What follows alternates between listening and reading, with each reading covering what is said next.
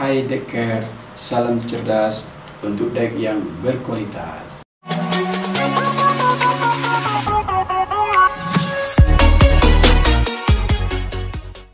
Baik, selamat pagi. Apa kabar anak-anak semuanya? Tentu baik, bukan? Semoga hari ini Anda lebih bahagia daripada hari yang kemarin. Hari ini kita masih berada di suasana COVID-19.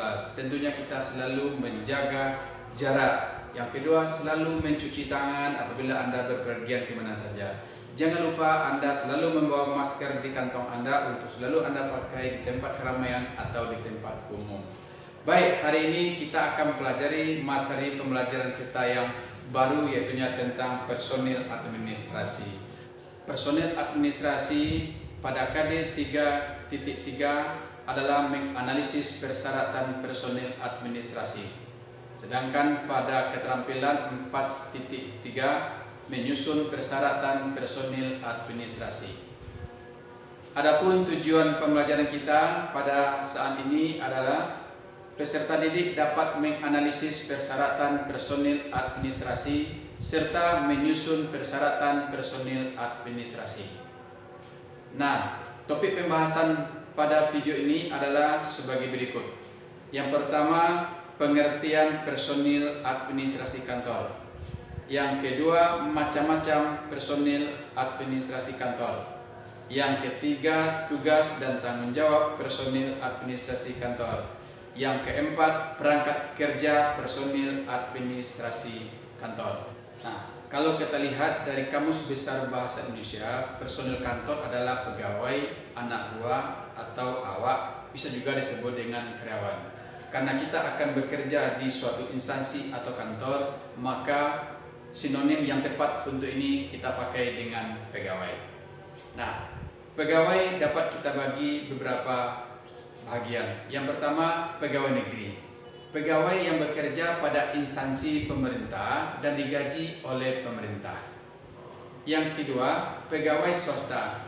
Pegawai yang bekerja pada perusahaan swasta atau di luar instansi pemerintah, di mana gaji dikeluarkan oleh perusahaan swasta itu sendiri.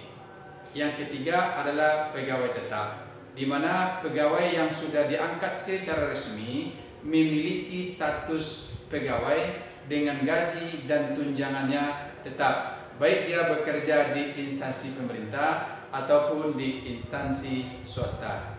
Dengan demikian dapat disimpulkan bahwa personil atau pegawai atau karyawan adalah orang-orang atau karyawan atau pegawai yang menjalankan tugas atau melayani pekerjaan-pekerjaan dalam suatu organisasi atau kantor, baik pemerintah atau swasta, untuk mencapai suatu tujuan tertentu dengan mendapatkan imbalan jasa berupa gaji atau tunjangan.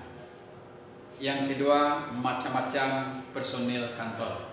Personil kantor dapat kita bagi beberapa bagian. Yang pertama kita sebut dengan administrator, yang kedua ada yang disebut dengan manajer, yang ketiga ada yang disebut dengan staff, yang keempat ada yang disebut dengan worker atau pekerja. Nah, administrator adalah orang yang menentukan garis-garis besar kebijakan, tujuan yang harus dijalankan oleh suatu kantor sebagai pedoman dalam melaksanakan kegiatan untuk mencapai tujuan yang telah ditetapkan. Manajer adalah orang yang memimpin, menjalankan, melaksanakan dengan menggerakkan orang lain atau para staf, mengelola dan mendaya gunakan uang, peralatan, sarana dan prasarana kantor untuk mencapai tujuan yang telah ditetapkan. Atau manajer adalah orang yang menjalankan fungsi-fungsi manajemen. Berikutnya, staf atau pembantu ahli adalah para tenaga ahli karena memiliki kecakapan dan kemampuan dalam bidangnya. Dia bertugas membantu administrator dan manajer dalam melaksanakan pekerjaan-pekerjaan kantor. Sedangkan worker atau pegawai atau pekerja atau para karyawan yang langsung digerakkan oleh manajer dalam melaksanakan pekerjaan-pekerjaan kantor. atau dengan garis besarnya disebut dengan pekerja. Berikut yang ketiga, tugas dan tanggung jawab personil kantor. Tugas dan tanggung jawab personil kantor ini sangat ditentukan oleh besar dan kecilnya tugas dan tanggung jawab dari personil, tergantung dari jenis dan besarnya suatu organisasi kantor. Secara umum, tugas dan tanggung jawab personil kantor itu dapat kita lihat sebagai berikut. Yang pertama, kepala kantor atau pimpinan kantor atau direktur yang bertugas memantau atau bertanggung jawab terhadap kelancaran aktivitas kantor secara keseluruhan atau secara umum. Yang kedua, administrasi. Administrasi bertugas mengelola urusan rumah tangga dari suatu kantor dan bertanggung jawab terhadap pencatatan dan menyimpan semua file atau warkat, baik itu surat keluar ataupun surat masuk. Yang ketiga, bagian keuangan. Bagian keuangan bertanggung jawab terhadap pengelolaan keuangan, mengatur arus kas keluar dan kas masuk. Yang keempat, sekretaris bertanggung jawab membuat agenda dan jadwal kegiatan pimpinan, juga untuk karyawan di bahagian lainnya, serta membuat surat menyurat atau koresponden. Yang kelima, bahagian penerima tamu, yaitunya yang bertanggung jawab atas pelayanan terhadap tamu atau orang-orang yang mempunyai kepentingan di kantor tersebut. Yang terakhir, materi kita adalah perangkat kerja personil kantor. Perangkat kerja personil kantor ditentukan oleh tugas dan tanggung jawab yang dilakukannya di suatu kantor.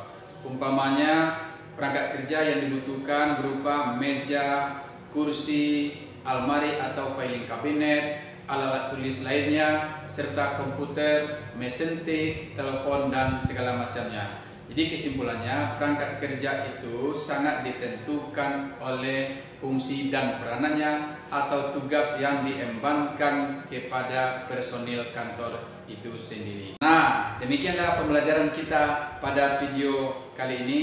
Semoga Anda bisa memahaminya dengan baik dan mempelajarinya dengan terus-menerus, serta jangan lupa catat mana yang perlu Anda rangkum. Kemudian jangan lupa membuat tugas setelah diberikan di Google Classroom nantinya. Demikian yang dapat saya sampaikan. Selamat pagi, salam sejahtera buat kita semuanya. Assalamualaikum warahmatullahi wabarakatuh.